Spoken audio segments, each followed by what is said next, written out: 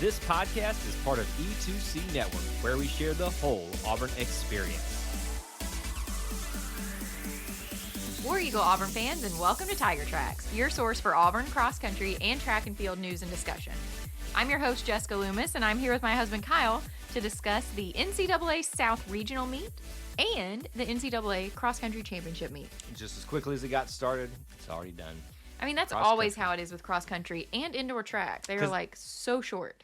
Well, but like with cross country, you typically have about 4, if not 5, regular season meets, and you've got 2 postseason meets, which we're talking about today. But it just is. It seems like there would be a little bit more, times that we get to get to know them, spend time with them out there across the country. Across the country. Yes. For cross country. Even though we really don't technically go across the country. We go across the region. We go up to Indiana, it seems like, a lot. And Florida. Well, but that's the region, though. The region. Okay. The region for me would be the Southeast. So we are going to talk about regionals first, because obviously that would be the first thing. Since we already mentioned regionals, to discuss. Yep. So regionals happened at the John Hunt Cross Country Course in Huntsville, Alabama on November 11th. So about a month ago. What do you think it takes to get named for you to have a cross country course named after you? Oh, you have to donate a lot of money, because I was reading about the cross country location for the NCAA championship meet. Yeah. Oh, those people donate like $8 to $16 million. Like, I can't remember the exact figure, but it was somewhere between 8 and 16 million. Could we put down a deposit? With what money? I don't know. So if anybody wants to be a Patreon, Kyle wants to own a cross-country course now. I didn't say I wanted to. I was just curious, like, how does that work? Usually money's involved. It's always money. Always. Yep. So John Hunt, that cross-country course, yes. Auburn has been there before this season. It's a great course that Auburn really enjoys. Even Coach Kint said how much they enjoy that course. So it was really nice that that's where regionals were held. 39 schools competed for the women and 34 for the men. And the top 2 schools in each race automatically go to nationals. Yep. Just as a reminder. Yep. Kyle, do you want to start with the women? Or would you... I would be happy to discuss all the ladies. I was actually about to start singing all the single ladies, but I don't know these ladies personal, so yeah, I you don't know that they're single, so that's fair. So that would not have been appropriate on my part to do all that. All right, the women, they ran a 6K, finished 11th overall in regionals with 334 points. There are a total of 228 female athletes competing in this race. Again, I think we've talked about some races where there are a few more, but this is the best of the best of the best. Correct. So trying to whittle that for the down. region. For the regions, yes, for that there, so you can whittle it down even further into nationals, which we'll talk about in a little bit. So let's talk about all of the people that competed for us. It is headlined by none other than one of the family names we've gotten to know in cross country, the Rogers family, Samantha Rogers. This is her second NCAA regional meet. She had her career best 6K performance at the SEC Championship meet with a time of 20 minutes, 12.66 seconds. She here placed 16th with a time of 20 minutes and 7.1 seconds, a new PR for Samantha. So 2 meets in a row, she's had PRs. Yep, exactly what you would hope that we would do. At the end of the season, absolutely. As you get to SEC titles, as you get to regionals, and now this, you want to kind of see that. Even if it's not like a significant amount, just giving that little extra best to keep pushing to that better and better time so you maximize your opportunities. There's like a little click that you normally do in the thing where you do chipping away. Like you're like click, click, click, click. You've done it in a podcast previously. I have? Yeah, you have. I don't know what you're referencing. We'll just move on then. I don't know what you're talking about. All right. Now, let me, we have been mispronouncing Jean, I always say Kotze. Is it Ketsy? I think it's Ketsy. So if we're that's what I suggested at the beginning of the season, and Kyle went with what he thought. Well, so we're going to go with that. If we're still mispronouncing it, we tried. Jean Ketsy had a career best 6K at the SEC Championship meet with a time of 20 minutes, 33.55 seconds. Here, she finished 53rd overall, 21 minutes, 13.2 seconds. We had Hannah Tarwater placing 54th, 21 minutes, 13.8 seconds, a new PR for her as well. Hallie Porterfield placed 103rd overall, 21 minutes, 56.6 seconds. Sarah Pacer placed 116th, 22 minutes, 5.3 seconds. Now, all of those would be the point scores for us. That's correct, because we got those top 5 right there. So that's correct. You've actually learned something. I retain a few things every season or so. Really proud. That's about all I can do. So we have Samantha, Jean, Hannah, Hallie, and Sarah as your scorers, contributing to that 11th place overall finish. when you total up all the team scores there. Who we also had competing, we had Hannah Thuss, 150th overall in a time of 22 minutes, 42.6 seconds. And then Haley Marston placed 161st overall in a time of 22 minutes, 47.8 seconds. So, it sticks out to me there. I'm going to steal one from you. 2 PRs that we mentioned already from overall, people scoring individually as well. Correct. But look at, right here, how many total athletes we had running. 228. Everybody placed almost in the top 160 there. So nobody was in the very back group there. It's kind of what we've been talking about a lot. Cross country has been increasing its prominence for Auburn over the past few years. And even the non-scorers were, not in the back group of everybody there. Very impressive. Absolutely. So let's talk about the men at regionals. So the men ran a 10K, and they finished 5th overall with 204 points, and there were 180 athletes competing. So first for Auburn to score was Ryan Kinnae, and this is actually his second regionals meet. He finished 7th overall with a time of 29 minutes, 33.2 seconds. And this is his 10K PR by almost a full minute. That's incredible. I just can't even imagine. This is his best race of his life, obviously. Yep. And I believe he's a senior, if I'm not mistaken. So, you really want to see him go out with a bang. And obviously, this is just regionals. I mean, hey, but, man, he did that. Wow. So then next, we had Carson Beddix placing 25th, and he also had a PR with a time of 30 minutes, 24.1 seconds. Followed by Lewis O'Loughlin placing 42nd, and he got a PR with a time of 30 minutes, 59.6 seconds. So the top 3 finishers for Auburn all got PRs and all finished within the top 45 athletes. And especially 2 big names that we've been talking about for a long time, Ryan Kinnae and Carson Beddix. It's really good to see them not only leading the way up there, but getting PRs as well while they're leading the way. Absolutely. Well, and this year with the addition of Lewis. Yeah. I mean, it's just incredible that all 3 of them got PRs. So then we had Cooper Atkins placing 69th in 31 minutes, 31.8 seconds. Joseph Perry placing 83rd in 31 minutes, 48.1 seconds. Those were all of your scores for Auburn. Then our final 2 Auburn athletes were Isaiah Billingsley, placing 87th in 31 minutes, 53.9 seconds. And Dustin Lewis rounding us out, placing 93rd in 32 minutes, 1.8 seconds. So every Auburn athlete for the men was in the top 100. I know. Isn't that awesome? That's Absolutely. incredible. I mean, let's see, the last... Kyle is scrolling the screen and I can't see anything. Sorry. Dustin placing 93rd out of 180. So almost everybody placing in the top half. That's what I was going up to look for. You just found it quicker than me. So almost top half, everybody. Top 100 at least.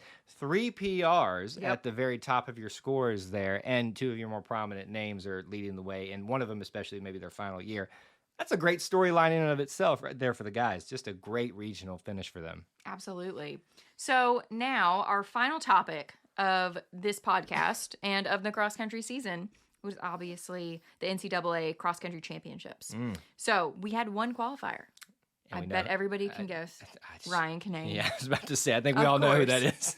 So he qualified for the first time in his running career. And this is actually the first individual Auburn qualifier that has happened since 2014 for the men. That's, first of all, I swear Ryan had already been one time before. But we've been talking. This is his first time. Yeah. Brenda Kigan had been before. Who else had gone? I know this is for the ladies. There's a few others that we've. Did Joyce Camelli Joyce Camelli, because she won the, not the individual title, but the SEC championship. Okay. But anyway, so we've talked about individual qualifiers for the women, but as you said, this is the first for the men. So that in 8 years.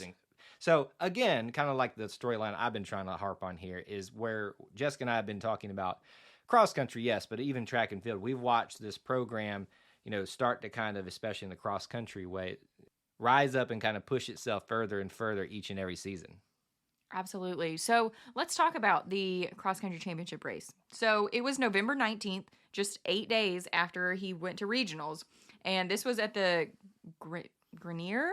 I might be saying that wrong. Grainer. That's how I'll go with that. Okay, Grenier I'm Family. not going to fault you for that. OSU cross country course. This is in Stillwater, Oklahoma. And this is a new course. It's been open since 2019. I'll bet you it's real flat out there. It's actually not. Really? So it's all grass, which is awesome, but it does have various degrees of elevation. Oklahoma has grass. I didn't know they had grass. What would they have? Just dust and. You're so ignorant. I know. I'm just Okay. going with stereotypes. So this course, it was built specifically to be a cross country course. Like that is its one purpose.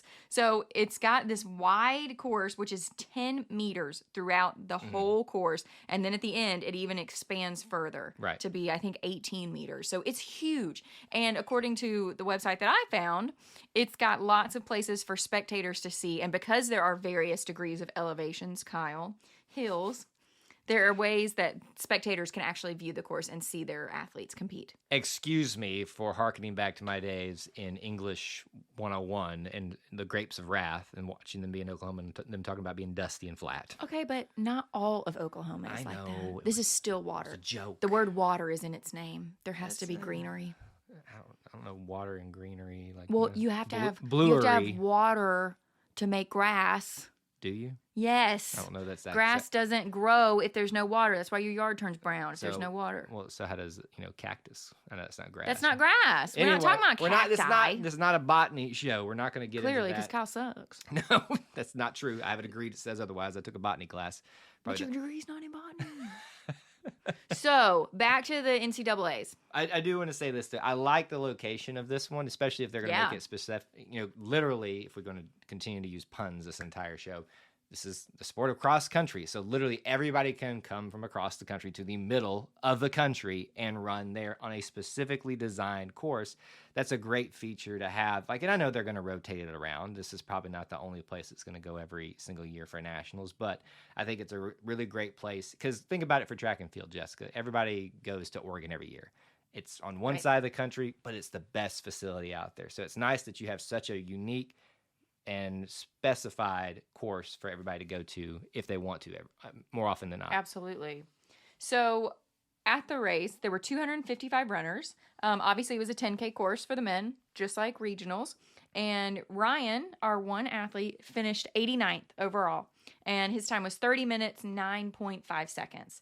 So not quite up to his PR that he got at regionals, but a solid performance by Ryan. So let's kind of do some quick math here. So we had about 150 for the guys at regionals. 180. 180, excuse me. I know I said that wrong. 180. So let's assume that the other regional had just as many, if maybe give or take a few, right?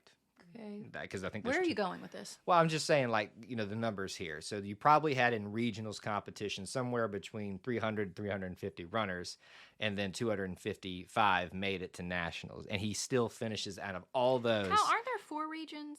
I don't know. I thought there were only 2 regionals. Southeast, Northeast, Northwest, Southwest. Well, that makes my point even further. See, I told you math was not my strong suit.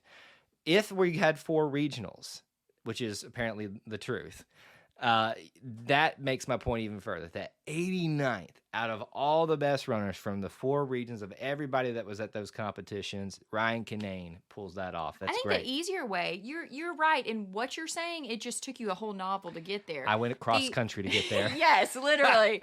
The point that you were trying to make is he is 89th best out of the entire country for collegiate athletes. Exactly. Yes. So I said it in 2 sentences, what it took you a minute. I like to paint the picture. You and Bob Ross. Yes, except I don't have happy little trees and mountains and hills. I just talk they about did at the Stillwater course. A flat, dusty bowl of Stillwater. So why don't you, Kyle? I've got some highlights here. Why don't you tell us about Ryan? We've got some things about Ryan to talk about. He earned the 2022, everybody take a deep breath because here we go, the USTFCCCA All-Region Team. Great job. You said all the letters correctly. United States Track and Field Cross Country Collegiate Association. Great. And if you had said collegiate correctly, you would have been perfect. Wow, this is just a day of calling Kyle out for his crap. But again, can I just for a second, can we shorten that acronym somehow? I know, right? I'm actually proud that you remember what it stood for. How can you not remember when you see that pop up every single time? It's not that it makes me upset, but it kind of sounds like it does. USTFCCCA. The A is so aggressive. A. Because you got so tired of saying everything else. Anyway, so that was not the point. The point is Ryan earned the all-region team. Incredible way to finish potentially his career at Auburn. He also, that's not all. And, this feels like Price is Right. And that's not all, folks. He won the 2022 SEC Scholar Athlete of the Year. And he earned this because he has a 3.92 GPA. Yep.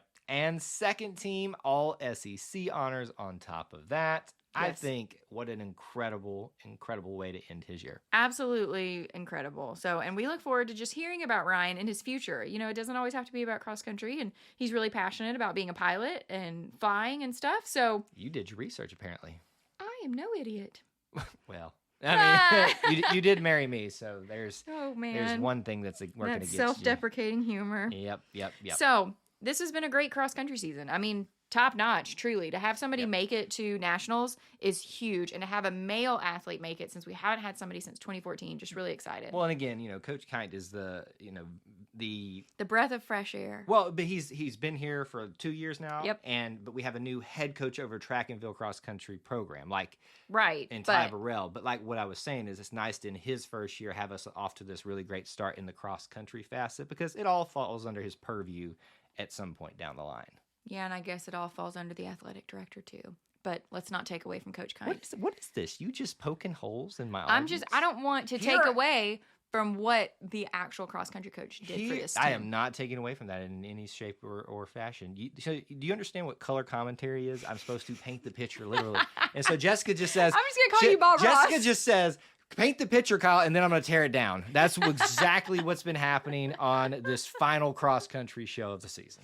I guess so. So, as Not we said, upset. I'm just disappointed. if y'all could see his face, this is all in jest. Is it? You'll find out later. Oh my gosh. Well, we will still be together for the indoor track season. Because that Maybe. actually, oh my gosh. Bob Ross, calm down. We actually start indoor track season December 19th. So super soon. They have an early bird meet, and it is in Washington for the UW Oshkosh early Bagosh. bird meet. I know. It's so, first of all, Oshkosh is such a hard word to say. And then have to say that and not say Oshkosh Bagosh. I mean, yeah, I don't really know what I can add to that, because it'll probably be torn down by Jessica anyway, so. Sheesh. We better just end before we argue. Been fun cross-country season. Looking forward to track and field. Absolutely. War Eagle. War Eagle. Thank you for tuning in to today's episode on the E2C Network. On your way out, I want to remind you to stop by e2cnetwork.com. It's your one-stop shop for all our content across our podcast, YouTube channel, and much more. To stay up to date with us, make sure you're following social media accounts such as Facebook, Twitter, and Instagram. While our content here may always be Auburn sports heavy, if it's orange and blue, it's what we do. War Eagle.